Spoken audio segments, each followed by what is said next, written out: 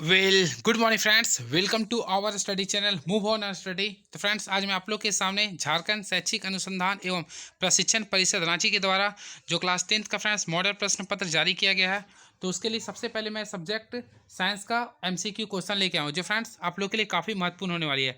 इससे पहले मैं आप लोग को पूरे सिलेबस को विस्तार पूर्वक समझा देना चाहता हूँ, जो आप लोग के लिए रामबाण साबित होगा। तो देखिए, सबसे पहले 1 से 30 तक जो आप लोग का जो क्वेश्चन होगा वह एमसीक्यू बेस्ड क्वेश्चन होगा, जो कि ऑब्जेक्टिव जिसे हम लोग बोलते हैं, यानी 30 मार्क्स का होगा। क्लियर है? उसके बाद 31 से ध्यान रखिएगा, 31 से 38 तक जो क्वेश्चन होंगे, यानी कुल 8 क्वेश्चन होंगे। 8 क्वेश्चन आप लोग को 6 क्वेश्चन का जवाब देना है, जो कि सभी क्वेश्चन 2 मार्क्स के होंगे। क्लियर है? फिर फ्रेंड्स 39 से लेकर 46 तक इसमें भी कुल 8 क्वेश्चन होंगे, जिसमें आप लोगों को 6 क्वेश्चन का जवाब देना है। सभी क्वेश्चन का मार्क्स होगा 3 नंबर मार्क्स का। ठीक है? और लास्ट 47 से लेकर 52 तक, यानी 47 से लेकर 52 तक कुल क्वेश्चन की संख्या आप लोग के सामने होगा 5। ठीक है फ्रेंड्स, 5 होगा, जिसमें आप लोग को 4 का जवाब देना है। क्लियर है? और ये 5 मार्क्स का क्वेश्चन होगा। क्लियर है? तो ये रहा आप लोग का सिलेबस। तो चलिए विस्तार पूर्वक मैं आप लोग के सामने एमसीक्यू क्वेश्चन बताने जा रहा हूँ। पहला, ध्यान से देखिएगा, समतल दर्पण की फोकस दूरी क्या होती है? तो फ्रेंड्स याद रखेंगे, समतल दर्पण की फोकस दूरी अनंत होती है। क्या होती है फ्रेंड्स? अनंत होती है। क्लियर है? तो इसका right answer option number B हो गया। वही अगर अवतल दर्पण की बात करता, ध्यान से सुनिएगा, कुछ एक्स्ट्रा ही मैं बताने जा रहा हूँ। अगर वही अवतल दर्पण की बात करता तो उसका फोकस दूरी माइनस होती है, और अगर उत्तल दर्पण की बात करता तो उसका फोकस दूरी फ्रेंड्स प्लस होती है। क्लियर है? इस चीज़ को ध्यान रखिएगा। क्लियर है? फोकस दूरी की बात करें, और गोलीय दर्पण का जो फोकस दूरी होती है, यानी एफ इक्वल टू जो होता है, वह आप लोग पढ़े होंगे R/2 होती है, यानी वक्रता त्रिज्या की आधी होती है। And very next question is now, किसी वस्तु का अवतल दर्पण द्वारा वास्तविक उल्टा और समान आकार का प्रतिबिंब बनता है, तो वस्तु का स्थिति क्या है? तो फ्रेंड्स आप लोग को सबसे पहले अवतल दर्पण का ड्रॉ करना है, फिगर है ना। अब इसके बाद आप लोग को देखिए, सबसे पहले आप लोग को एक पोल खींचना है। आप लोग को पता होगा ये पोल होता है फ्रेंड्स, ये फोकस होता है, ये आप लोग का वक्रता केंद्र होता है, और ये अनंत होता है। क्लियर है? आप लोग को मैं एक ट्रिक सिखाता हूँ। सबसे पहले आप लोग को काउंटिंग करना पड़ेगा। देखिए, 1 2 3 4 5 6। अब इसका अपोजिट में यहाँ से स्टार्ट कीजिए, 1 2 3 4 5, और ये 6 यहाँ पे कर दीजिए। क्लियर है? अब देखिए, क्वेश्चन के अकॉर्डिंग हम लोग चलना चाहते हैं। ठीक है? ध्यान से देखिएगा, तभी समझ में आएगा। किसी वस्तु का अवतल दर्पण द्वारा वास्तविक उल्टा असमान, मेनली फ्रेंड्स आप लोग को ध्यान देना है समान आकृति। तो देखिए, कहाँ पे संख्या इक्वल हो रहा है, तो आप लोग गौर से अगर देखेंगे ना, तो 3 यहाँ भी है फ्रेंड्स, यहाँ भी है ना। तो देखिए, सी पे ये मिल रहा है ना, तो इसका राइट आंसर हो गया सी पर। क्लियर है? याद रखिएगा। और याद रखिएगा, जो भी इसमें बनता है अवतल दर्पण, जो जो प्रतिबिंब बनता है वो वास्तविक और उल्टा होता है। क्लियर है? लेकिन कंडीशन अगर एफ और पी के बीच रखते हैं तो फ्रेंड्स वह आभासी और सीधा हो जाता है। तो इसका जो राइट आंसर हो गया ऑप्शन नंबर सी हो गया, यानी कि जो कि सी पर रखते हैं। क्लियर है? And very next question is now, निम्नलिखित में से किसमें प्रकाश सबसे तेज गति से चलता है? तो याद रखिएगा, प्रकाश सबसे तेज गति से जो चलता है वह निर्वात में चलता है। तो निर्वात में जो प्रकाश की चाल होता है 3 × 10⁸ मीटर पर सेकेंड होता है। लेकिन ऑप्शन के अकॉर्डिंग देखा जाए तो ऑप्शन में निर्वात नहीं है, इसलिए हम लोग वायु को क्लिक करेंगे। तो वायु में भी 3 × 10⁸ मीटर पर सेकेंड होता है। फ्रेंड्स अगर दोनों ऑप्शन में दिया होता है तो निर्वात को क्लिक करेंगे। क्लियर है? लेकिन ऑप्शन के अकॉर्डिंग इसका राइट आंसर हो गया वायु। क्लियर है? ध्यान रखिएगा। And next question is now, एक लेंस की क्षमता -4 है, तो उसकी फोकस दूरी क्या होगी? फ्रेंड्स सबसे पहले याद रखिएगा, इसमें क्वेश्चन में मिस्टेक है। लेंस की क्षमता जो होता है -4 डायोप्टर होगा। ठीक है? इसका ऐसा यूनिट क्या होता है? डायोप्टर, इसलिए डी होगा। क्लियर है? अब इसकी फोकस दूरी क्या होगी? तो आप लोग को याद रखिएगा, फोकस दूरी का जो फार्मूला होता है 1/p कीजिएगा, 1/p। ठीक है? और अगर ये माइनस है तो माइनस सिंबल रहने का, माइनस अगर रहता है तो फ्रेंड्स तो आप लोग ये समझिएगा यह एक अवतल लेंस है। क्लियर है? तो देखिए, मैं सॉल्व करता हूँ, 1 कर दिया, पी का वैल्यू 4 दिया था। क्लियर है? तो 4 को अगर 1 से डिवाइड कीजिए तो 0.25 आएगा। क्या आएगा फ्रेंड? 0.25। अब ऑलरेडी इसमें माइनस है तो लोग माइनस भी लगा दें, तो इसका राइट आंसर होगा option number C, 0.25 -0.25 metre. And very next question, मानव नेत्र की फोकस दूरी में परिवर्तन का क्या कारण है? तो फ्रेंड्स मानव नेत्र में फोकस दूरी का जो मेन कारण था वह समंजन क्षमता होता है, जिसे हम लोग सिलियरी मांसपेशियां भी कहते हैं, सिलियरी मांसपेशियों कहते हैं। क्लियर है? और याद रखिए, मानव नेत्र में कैसा लेंस लगा होता है? तो ये उत्तल लेंस लगा होता है। इससे भी आप लोग ध्यान में रखिएगा, कैसा लगा होता है? उत्तल लेंस। और किसी वस्तु का प्रतिबिंब जो मानव नेत्र में बनता है वह रेटिना पे बनता है, वास्तविक, उल्टा और वस्तु से छोटा बनता है। क्लियर है? नेक्स्ट, दूरदृष्टि दोष को क्या कहते हैं? तो फ्रेंड्स दूरदृष्टि दोष को दीर्घ दृष्टि दोष भी कहते हैं। उसके साथ साथ इसका इंग्लिश मीनिंग जो होता है हाइपर मेट्रोपिया होता है। ठीक है? हाइपर मेट्रोपिया होता है। और मायोपिया का इंग्लिश जो होता है वह मायोपिया जो इंग्लिश होता है वह निकट दृष्टि दोष का होता है। इस चीज़ को ध्यान रखेंगे आप लोग। क्लियर है? और दूरदृष्टि दोष को दूर करने के लिए फ्रेंड्स हम लोग उत्तल लेंस का चश्मा का प्रयोग करते हैं। एंड वेरी नेक्स्ट क्वेश्चन, प्रतिरोध का एसआई मात्रक क्या होता है? तो फ्रेंड्स सबसे पहले हम लोग जानते हैं ओम के नियम से V इक्वल टू क्या होता है? आई आर होता है। क्या होता है? आई आर होता है। क्लियर है? अब आर का अगर हम लोग निकालते हैं फॉर्मूला तो R equal to V by one I कर सकते हैं, V बाई आई कर सकते हैं। अब देखिए V से होता है फ्रेंड्स विभवांतर, तो विभवांतर कैसे मतलब क्या होता है? वोल्ट होता है। और आई से होता है करंट, तो करंट कैसे मतलब होता है? एम्पियर। तो आप लोग को मैं बताना चाहता हूँ वोल्ट पर एम्पियर को हम लोग बोलते हैं ओम। क्या बोलते हैं? ओम।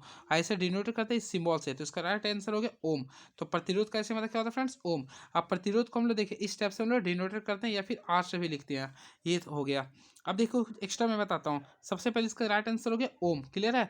अब देखिए वोल्ट, वोल्ट जो ऐसा ही मात्रक होता है वह विभवांतर का होता है। विभव और विभवांतर कैसे मतलब क्या होता है? वोल्ट होता है, इसे याद रखेंगे। क्लियर है? और एम्पियर जो होता है वह विद्युत धारा का होता है, विद्युत धारा का होता है, इसे आप लोग ध्यान रखिएगा। क्लियर है? चलिए नेक्स्ट क्वेश्चन। टंगस्टन का उपयोग निम्नलिखित में से किसमें किया था? तो टंगस्टन का जो उपयोग किया था सबसे पहले याद रखें बिजली के बल्ब में किया था, बिजली के बल्ब में किया था, और इसका संकेत होता है डब्ल्यू। ठीक है, इस चीज़ को आप लोग ध्यान रखेंगे। एंड वेरी नेक्स्ट क्वेश्चन, चुंबकीय क्षेत्र रेखाएं निकलती है, तो चुंबकीय क्षेत्र रेखाएं हमेशा उत्तरी ध्रुव से निकलती है, याद रखेंगे। चुंबकीय क्षेत्र रेखाएं हमेशा उत्तरी ध्रुव से निकलती है। और चुंबकीय क्षेत्र का जो एसआई मात्रक होता है वह टेस्ला होता है, ये भी आप लोग ध्यान रखिएगा।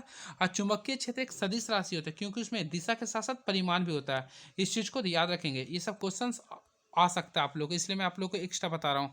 And very next question is now, निम्नलिखित में कौन सा हमारे लिए ऊर्जा का परम स्रोत है? तो फ्रेंड्स ऑप्शन के अकॉर्डिंग देखा जाए तो सौर ऊर्जा हमारे लिए ऊर्जा का सबसे परम स्रोत होता है। क्लियर है? और सौर ऊर्जा का जो निर्माण होता है नाभिकीय संलयन से होता है, इस चीज़ को भी आप लोग ध्यान रखेंगे, नाभिकीय संलयन से होता है। Very good. And very next question is now, रासायनिक समीकरण को हम किस समीकरण के कारण संतुलित करते हैं? तो फ्रेंड्स इसे याद रखिएगा, संतुलित रासायनिक समीकरण कहते हैं, तो उसे हम लोग द्रव्यमान संरक्षण का नियम भी कहते हैं। क्लियर है? इस चीज़ को याद रखिएगा। एंड वेरी नेक्स्ट क्वेश्चन, अब देखिए कुछ एक्स्ट्रा मैं बताता हूँ। देखिए सबसे पहले फ्रेंड्स देखिए इसका राइट आंसर हो गया द्रव्यमान संरक्षण का नियम। यह जो दिया गया था केमिस्ट्री के फादर लेव आईईजीए के द्वारा दिया गया था, लेव आईईजीए के द्वारा दिया गया था। क्लियर है? इसके साथ साथ स्थिर अनुपात का नियम प्राउस्ट के द्वारा दिया गया था, इस चीज़ को याद रखिएगा, प्राउस्ट के द्वारा दिया गया था। वही डाल्टन के परमाणु सिद्धांत, ये डाल्टन के द्वारा ही दिया गया था। ठीक है? और आधुनिक आवर्त सारणी निल्स बोर के द्वारा दिया गया था, याद रखिएगा, निल्स बोर और हेनरी मोसले के द्वारा दिया गया था, इस चीज़ को आप लोग ध्यान में रखेंगे। एंड वेरी नेक्स्ट क्वेश्चन, देखिए इक्वेशन क्या बोल रहा है? Fe प्लस CuSO4 समीकरण Cu प्लस FeSO4 किस प्रकार की अभिक्रिया है?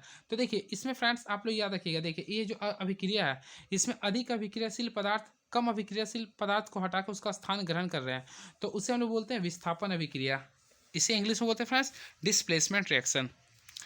And next question, H plus ion की सांद्रता किस पदार्थ में सबसे अधिक होती है? सबसे पहले मैं आप लोग को बताना चाहता हूँ H प्लस की आयन की सांद्रता हमेशा अम्ल शो करता है। क्लियर है? तो जो प्रबल अम्ल होता है वही शो करेगा। तो सबसे पहले हम सभी का पीएच मान लिखने का प्रयास करेंगे। जठर रस का पीएच मान क्या होता है फ्रेंड्स? 1.2। नींबू के रस का क्या होता है? 2.2 होता है। उसी प्रकार शुद्ध जल का पीएच मान 7 होता है। मिल्क ऑफ मैग्नीशियम का पीएच मान 10 होता है। तो फ्रेंड्स आप लोग ये बताइए इसमें सबसे कम पीएच मान किसका है? जठर रस का। तो इसका राइट आंसर होगा क्या होगा? जठर रस। क्लियर है? And very next question is now, देखिए पदार्थ ए बी सी डी का पीएच मान दिया हुआ 5, 8, 10 और 13, कौन सा पदार्थ अम्ल है? तो फ्रेंड्स अम्ल का जो पीएच मान होता है 0 से लेकर 7 के बीच में होता है। तो देखिए ऑप्शन के अकॉर्डिंग देखिए 5 दिया हुआ है यानी ए में, तो इसका राइट आंसर होगा option number A. And next question is now, निम्नलिखित में से किस लवण का उपयोग सोडा जल अग्निशामक में किया था? तो आप लोगों को पता होगा बेकिंग सोडा का उपयोग अग्निशामक में भी किया था, तो इसका right answer option number B हो गया। क्लियर है? And very next question is now, निम्नलिखित में कौन उभयधर्मी ऑक्साइड है? सबसे पहले मैं आप लोग को बताना चाहता हूँ उभयधर्मी ऑक्साइड वैसे ऑक्साइड को कहते हैं जिसकी प्रकृति अम्लीय और क्षारीय दोनों होती है। तो इसका 3 एग्जाम्पल होता है फ्रेंड्स, तीनों याद करिए। Al2O3 होता है, एक ZNO होता है फ्रेंड्स, उसके साथ साथ एक PbO होता है यानी लीड ऑक्साइड होता है। क्लियर है? And next question is now, दिए गए तत्वों के इलेक्ट्रॉनिक विन्यास में कौन उत्कृष्ट गैस है? उत्कृष्ट गैस उसे कहते हैं फ्रेंड्स जिसका लास्ट इलेक्ट्रॉन भरा होता है, यानी नोबल गैस को बोलते हैं। तो फ्रेंड्स देखिए सबसे पहले यहाँ पे ऑप्शन नंबर सी देखिए 2 और 8 लिखा है, 2 और 8, तो लास्ट इलेक्ट्रॉन देखिए आप लोग का 8 फुलफिल है, तो ये होता है नियॉन का, जो कि सही हो गया option number C. And very next question is now, कौन एक असंतरित हाइड्रोकार्बन है? तो फ्रेंड्स मैं आप लोग को बताना चाहता हूँ, असंतरित हाइड्रोकार्बन उसे कहते हैं जिसमें कार्बन कार्बन के बीच, ध्यान रखिएगा, जिसमें कार्बन कार्बन के बीच डबल बॉन्ड या फिर ट्रिपल बॉन्ड बनता है, अर्थात जो अल्कीन और अल्काइन का सदस्य होता है। तो ऑप्शन के अकॉर्डिंग देखा जाए तो ऑप्शन नंबर सी, जो कि एथाइन का सूत्र है, ठीक है। तो ये फ्रेंड्स एक असंतरित हाइड्रोकार्बन है, क्लियर है। बाकी आपका ऑप्शन नंबर ए, बी और डी एक संतरित हाइड्रोकार्बन की एग्जाम्पल है। HCHO में कौन प्रक्रियात्मक समूह है? तो फ्रेंड्स मैं आप लोग को बताना चाहता हूँ, HCHO में एल्डिहाइड एक प्रक्रियात्मक समूह है। अब देखिए ये जो लिखा हुआ, देखिए ये क्या है, HCHO। तो फ्रेंड्स मैं आप लोग को बताना चाहता हूँ, ये CHO है ना, वही आपका एल्डिहाइड का होता है, क्लियर क्लियर है। अब देखिए नेक्स्ट क्वेश्चन मैं एक्स्ट्रा बता देता हूँ। एल्कोहल का जो होता है वह OH होता है, क्या होता है फ्रेंड्स, OH होता है। कीटोन का होता है डबल बॉन्ड CO होता है, क्लियर है। और एल्डिहाइड का मैं बता ही दिया हूँ, CHO होता है, क्लियर है। और उसी के तर्ज पे कार्बोक्सिलिक का होता है COOH होता है, क्लियर है। आप लोग को ध्यान में रखना था। अब नेक्स्ट क्वेश्चन, केमिस्ट्री का लास्ट क्वेश्चन। दिए गए तत्वों में किस तत्व में संयोजी इलेक्ट्रॉन की संख्या लिथियम के बराबर होता है? सबसे पहले फ्रेंड्स आप लोग को जानना पड़ेगा संयोजी इलेक्ट्रॉन किसे कहते हैं। संयोजी इलेक्ट्रॉन उसे कहते हैं जो किसी तत्व के बाह्यतम कक्षा में उपस्थित होती है, क्लियर है। अब लिथियम को हम लोग तोड़ने का प्रयास करते हैं, तो लिथियम को अगर 3 होता है एटॉमिक नंबर, तो 2 और 1 में तोड़ने का प्रयास किए फ्रेंड्स, ठीक है। अब देखें ऑप्शन के अकॉर्डिंग देखेंगे किसके लास्ट में 1 आता है। तो सबसे पहले मैग्नीशियम लिख रहा था, मैग्नीशियम को हम लोग तोड़ते हैं तो क्या आ रहा है, 2 8 और 2 आ रहा है, क्लियर है। तो ये तो नहीं होगा। आते हैं कैल्शियम का, तो कैल्शियम का अगर तोड़ते हैं तो 2 8 8 2 आ रहा, तो फ्रेंड्स ये भी नहीं होगा। अब आते हैं पोटेशियम का, तो देखिए मैं आप लोग के सामने यहीं पे तोड़ देता हूँ, देखिएगा 2 8 8 1 हो गया। तो देखिए यहाँ भी लास्ट में 1 है, यहाँ भी लास्ट में 1 है, तो इसका right answer option number C हो गया, पोटेशियम।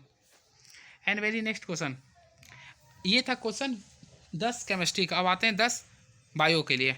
अमीबा में किस प्रकार का पोषण होता है? तो मैं आप लोग को बता देना चाहता हूँ फ्रेंड्स, अमीबा में एक प्राणी संभोजी पोषण होता है, प्राणी संभोजी पोषण होता है। अब परजीवी पोषण जो होता है वह जू में होता है, किसमें फ्रेंड्स, जू में होता है, मच्छर में होता है, क्लियर है। और स्वयंपोषी पोषण हरे पेड़ पौधे में होता है। अमृतपोजीवी पोषण जो होता है वह कवक में होता है, क्लियर है। और प्राणी संभोजी मनुष्य लोग करते हैं और अमीबा लोग करते हैं। नेक्स्ट, श्वसन प्रक्रिया में ग्लूकोज का पायरुवेट में विखंडन कहाँ होता है? तो फ्रेंड्स पायरुवेट का अगर विखंडन की बात करेगा ना, तो उसका राइट आंसर होगा माइटोकॉन्ड्रिया में होता है, माइटोकॉन्ड्रिया में होती है। काफ़ी महत्वपूर्ण क्वेश्चन है ये, क्लियर है। And very next question is now, निम्नलिखित में से कौन सा हार्मोन शरीर की वृद्धि के लिए उपापचय का नियमन करता है? तो फ्रेंड्स मैं आप लोग को बताना चाहता हूँ, वृद्धि के लिए बोला तो वृद्धि हार्मोन करेगा, वृद्धि हार्मोन। और याद रखिए इसके लिए फ्रेंड्स एक STH हार्मोन होता है, तो STH हार्मोन जिसको हम लोग बोलते हैं सोमेटोट्रोपिक हार्मोन, इसकी कमी से फ्रेंड्स बौनापन होता है, क्लियर है। अब देखिए इंसुलिन है, तो इंसुलिन की कमी से मधुमेह नामक रोग होता है, ठीक है। और टेस्टोस्टेरोन ये फ्रेंड्स मानव के वृषण में पाया जाता है, जो कि फ्रेंड्स शुक्राणु का और वीर्य का निर्माण करवाता है। अब बात करते हैं थायरोक्सिन, तो थायरोक्सिन फ्रेंड थायराइड ग्रंथि से उत्पन्न होता है, जो कि गले में पाया जाता है।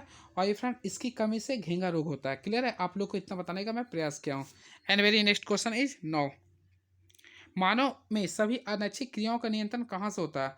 तो मानव में सभी अनैच्छिक क्रियाओं का जो नियंत्रण जो होता है फ्रेंड्स मेडुला से होता है, क्लियर है। अब देखिए मेडुला जो होता है वह पश्च मस्तिष्क का एक हिस्सा होता है, पश्च मस्तिष्क का एक हिस्सा होता है, क्लियर है। अब देखिए बस आप लोग को ज़्यादा मैं नहीं बताऊंगा। नेक्स्ट, दिए गए चित्र किस प्रकार का जनन को प्रदर्शित करती है? तो देखिए ये चित्र रहेगा, ये आप लोग का 110% क्वेश्चन आने की चांस है। तो फ्रेंड्स ये पुनरुद्ध भवन का है, जो कि प्लेनेरिया का है। तो ऑप्शन के अकॉर्डिंग देखा जाए तो ऑप्शन नंबर सी हो गया, पुनरुद्ध भवन।